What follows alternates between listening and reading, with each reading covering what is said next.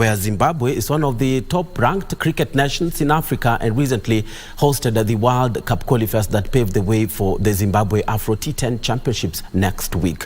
But did you know where cricket in Zimbabwe started? Have you heard of the mighty Takashinga Sports Club? Our reporter Daniel Mwendwa toured the mighty Takashinga Sports Club and compiled this report. 7 a.m. in the morning. KBC Channel 1 team made its entry into the club.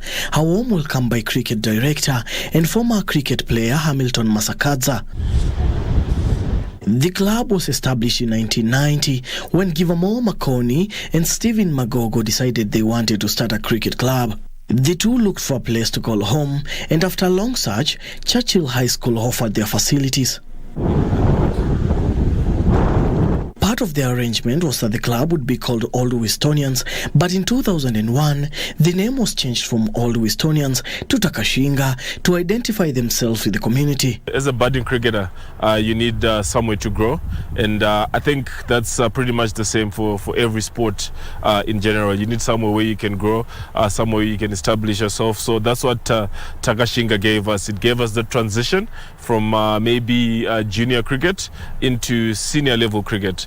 Takashinga basically means you own it. It was because we had gone through a lot, trying to, that one club that was proud to be black, and we needed a name that came from deep inside so that we would own something as black people. Hamilton also stated some of the challenges the club faced then and how he ended up being a cricket player. When Zimbabwe Cricket came forward and introduced the game of cricket, they basically introduced it in a physical education lesson.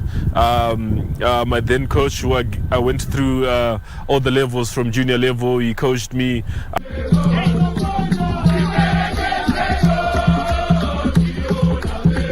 The rise of Zimbabwe cricket up to date is geared up by the blend between fans and players, as president of Cricket Zimbabwe, Tavigo Muhlani, stated. Neutral fans, they were there in the stands, supporting, singing and dancing.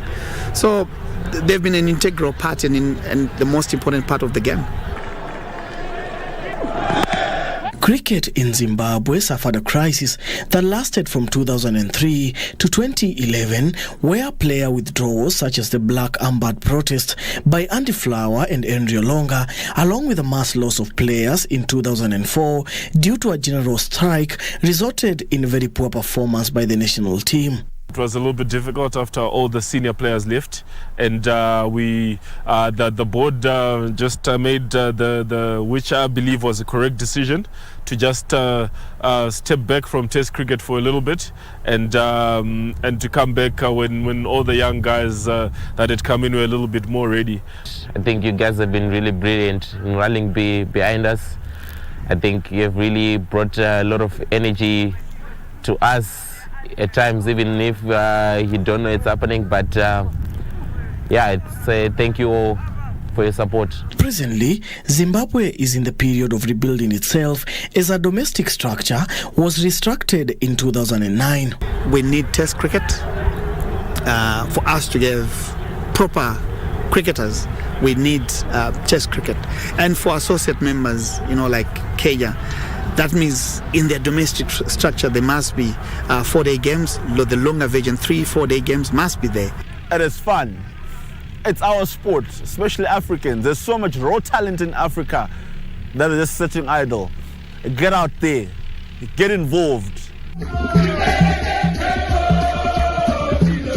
The story of Takashinga Sports Club is not just a story, but an awareness to the Kenya Cricket Federation to invest more in grassroots sports to nurture young and growing talents. Reporting for KBC Channel 1 Sports from Takashinga in Zimbabwe, I'm Daniel Mwendwa.